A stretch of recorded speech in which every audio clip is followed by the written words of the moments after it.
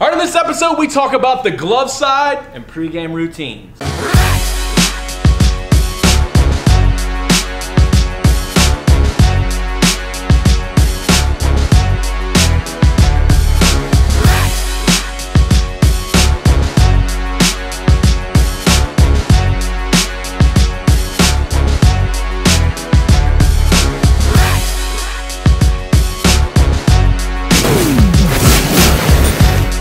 All right, Brent Porcio, Stephen Godani here at the @TopVelocity #PitchTips show, where you go to Twitter, Facebook, Instagram, Snapchat @TopVelocity #PitchTips. Ask your question, we answered on the show. Episode 169, I think.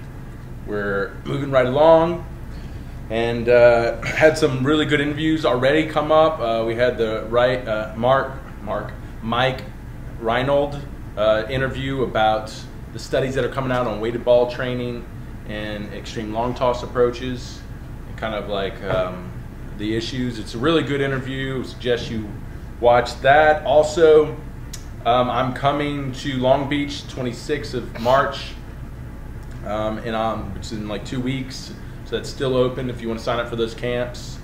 I was on the fence it was going to happen, but it happened, so I'm still letting guys sign up if they want to sign up. You go to TopVelocity.net, Velocity Camps. Go under or sign up for the camp. Use 3XLB as the coupon code for that camp, because it's a discount because it's a one-day camp. But everything else, everything that comes in 2 days is going to come in that.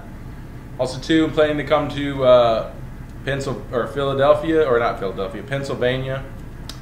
for some clinics. I'll let you know on the dates on that. If you're interested, reach out to me. Tell me you're interested. And I think that's it. You know, summer's coming along, things are starting to happen. Everybody sign up for 3X camps. If you haven't signed up, start signing up for 3X camps for the summer, or still have some for the spring, because it starts filling up. All right, what's the question for today? El Caballete asks, how can I use my glove side, arm, scapula to generate more trunk rotational speed, but to avoid early trunk rotation? Hey, it's a good question. So the glove side's function really is to kind of stabilize or act as a fulcrum to stabilize for rotation. So it creates a little stability for the shoulders to rotate around. So we do, at some point, we do want to pinch the scap, turn over the glove, and firm it up for shoulder rotation, because things are going to start moving. So if we can firm it up, it gives it something to pivot around. If not, if we drop the glove, it's, you know, the trunk is all over the place, and it doesn't create that really good angular velocity if we have a good pivot point to work around. Just like the hips stabilizing to help the scapula stabilize and pick up trunk speeds, same thing with the glove side. If we can really stabilize that, that's going to support trunk rotation. But here's the problem: is if you're trying to pull, you know, scap load hard, then you can start rotation. You can actually affect shoulder rotation, and a lot of guys do that to overcompensate. So how do we balance this out? It's just, you know, first of all, focusing on hip to shoulder separation, focusing on the lower half, back leg drive, front leg stabilization, getting the hips to open quickly and the shoulders to counter and stay closed. Once we've done that, then this thing just needs to, I like to, you know, it pulls down and it just firms up. So it's, boom, it firms up, and then everything blows off of that. So at that moment of hip to shoulder separation, there's some a little scap loading here going on, but that's when the elbow turns down and you make a muscle, okay? And then that's when your shoulder rotation should occur. So what we're really trying to avoid is any left to right movement, because studies show low velocity pitchers have more left to right movement with their glove sides than high velocity pitchers. So low velocity pitchers are pulling hard. So if you can avoid a lot of that left to right movement if you're just turning over. If you're turning over with a little scap pitch, turning over, making that muscle, firming that glove up, boom, so you can unload that trunk out of that good hip to shoulder separation. But you know, this is going to have little effect if you're at poor hip to shoulder separation. It's actually it's going to have no effect at all. It's all really about having hip to shoulder separation where your trunk is wanting to accelerate into rotation, and then this supports that and allows that to really pick up speeds by stabilizing the base or stabilizing the pivot.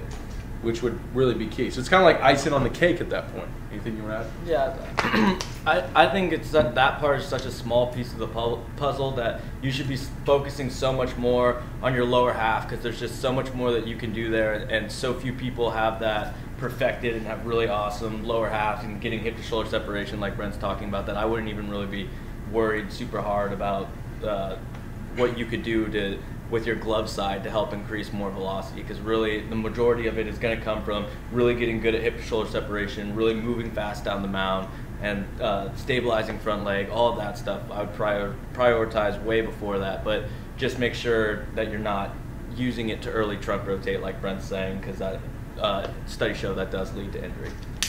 Yeah, early trunk rotation ruins everything. So we have to avoid that at all costs. And that was a good question. So next question. Daryl Cunningham asks, what's a good pregame routine? Lifting light beforehand, band work. Everyone has different views. What's yours? Pre-game, post-game routines, everyone is different. Some guys, for example, like foam rolling, which can affect the central nervous system. Some guys like to foam roll before games. Some guys don't. I didn't like it. I never forget, I did a heavy massage before a game, and I couldn't feel anything. I had no feeling of movement, of ball. I was so lost on the mound. It was the worst game I had pitched. It was actually a big game. I thought it was going to help me.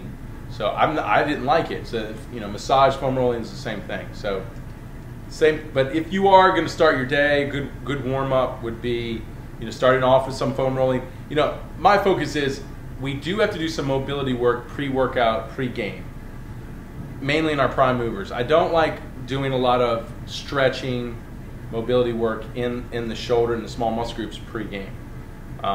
Also, their studies show that that can actually lead to injury. Stretching small muscles. The one thing about stretching, one thing about foam rolling, it's going to kill a lot of the elasticity in the muscle. So tension does create elasticity, but if it's too tense where we can't even get good range of motion, then it's a problem. So there is still a balance here. So, I'm going to advise that you see what works for you, try it out, test it out, but it would be something like foam rolling, going into some good mobility work, similar, look at what Kelly Starr does in his mobility training. We really like, get a good 30, 45-minute routine of that, get your prime movers functional, because function creates health and allow you to perform well. And like I said, stick to those prime movers. And then a good, dynamic warm-up, total body dynamic warm-up. If you want to go into some tubing work to get the shoulder warm, I totally understand that. So you do some shoulder work there. Not too much, definitely not too much. I think you can way over rep that and then fatigue the shoulder and then, have a problem going into the game. So very light with that, and then start getting some good sprints in. That would be a good time for a PAP routine, which I talk about, where you load the body if you can, with some heavy loads, try to get something close to 80%, because that's going to activate all those motor units, and then right when you go in your bullpen, you got everything activated, and that would be really cool. So if you can get a PAP routine in, ideally that'd be great. You could do, the best version you can of a PAP routine, maybe a lot of plyometric stuff, even upper body plyometric stuff. Then go into your bullpen, and then starting your bullpen, I like to start in some drills, big emphasis on the right mechanics. The mechanics that I want to achieve in that day, I'm trying to, in my drills, making sure I'm hit those. With 3x pitching, we have all those drills. We have all this in 3x pitching to kind of help you through this. And then start to work into my full delivery, start to work in to a good high-intensity fastball, and then work in all my pitches, and then pitch to some hitters, in my bullpen, to some ghost hitters or whatever, and then you're ready to go. So I think that's a good routine. Anything you want to add? I was just going to talk about the PAPS routine, but you covered that really well. But I was going to say, David was telling me about somebody, I think he was in spring training last year with the Dodgers. I can't remember the pitcher, but he was in the bullpen, and he got called up to pitch, and he got up and just started doing like plyometric stuff, and like David was like, what are you doing? And he was just like, I'm starting to get my fast twitch muscle fibers firing. And I wish I remember the pitcher's name, but I thought that was awesome that he like got up and started in the bullpen, just started doing a little plyometric PAPS routine right there. So I mean, the whole point of it is that I don't see a lot of guys jump up and do that, but if you were to add that in, I think that's huge for